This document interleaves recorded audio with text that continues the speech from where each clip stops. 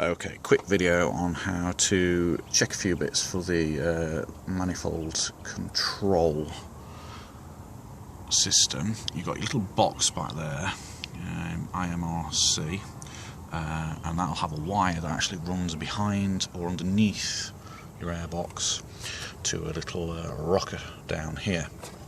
Now the first thing to do is check that works.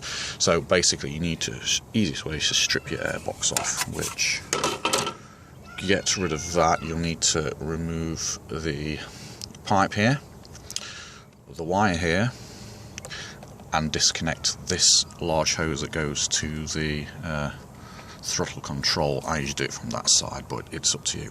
Now at the moment, just to see what a standard ST looks like, I've re-put my resonant box off. It's a good idea to actually get rid of that. All that does is just basically stop the noise of the induction. So I normally have that off. I've put it back on so you've got more of an idea what you're looking at.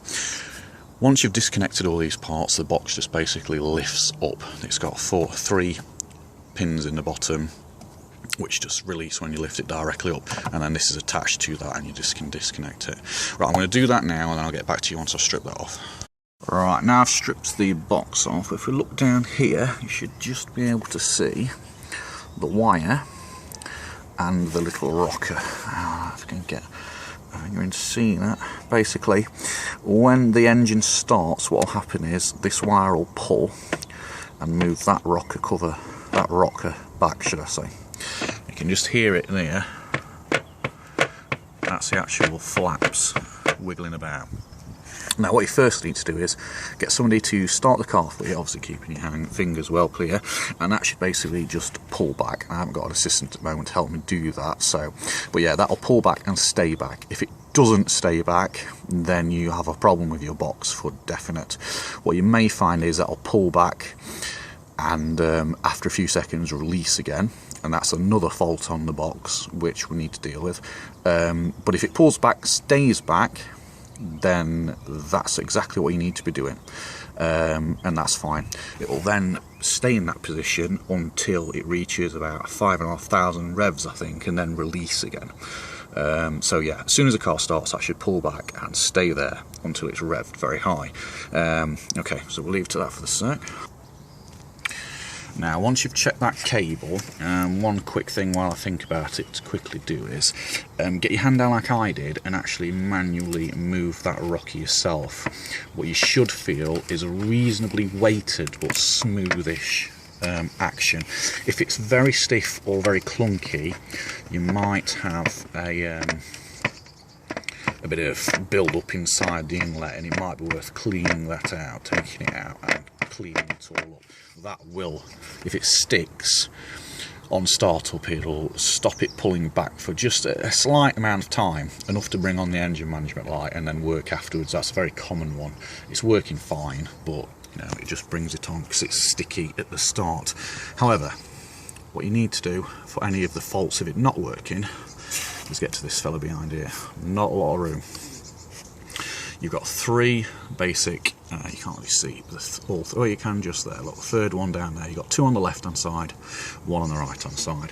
The original nuts on these are a type of locking nut. They're basically nuts that have got a slit in them, so at the top, so they actually grab the thread all the way along. Total nightmare when you're getting them off. I highly suggest you use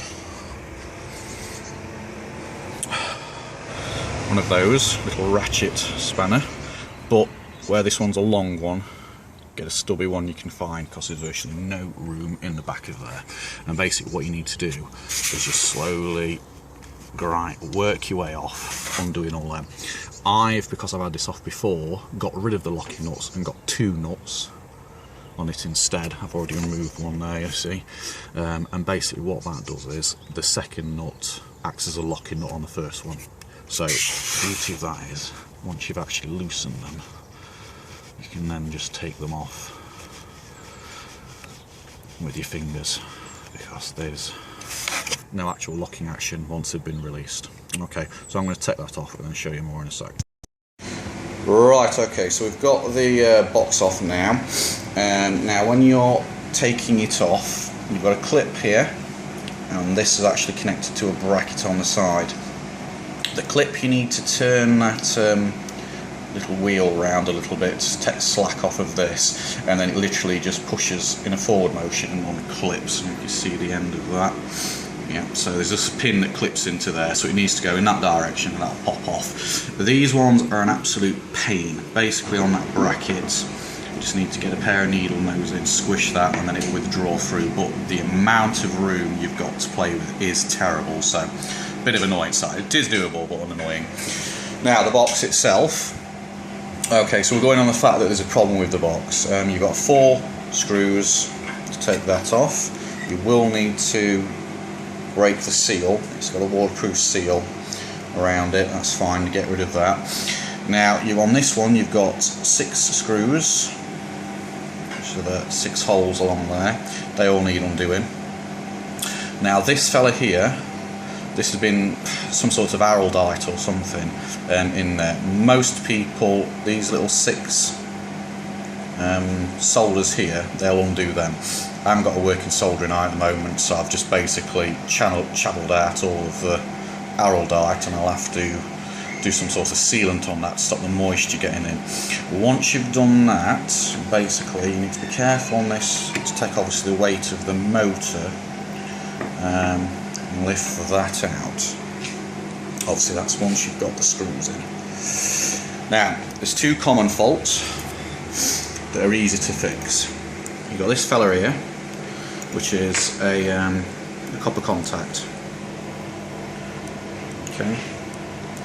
Now all you need to do with that is, as you can see I've already done that and I need to blow that down, is just get a little nail file or something, drop it down, wedge it in between, and just very gently clean that up.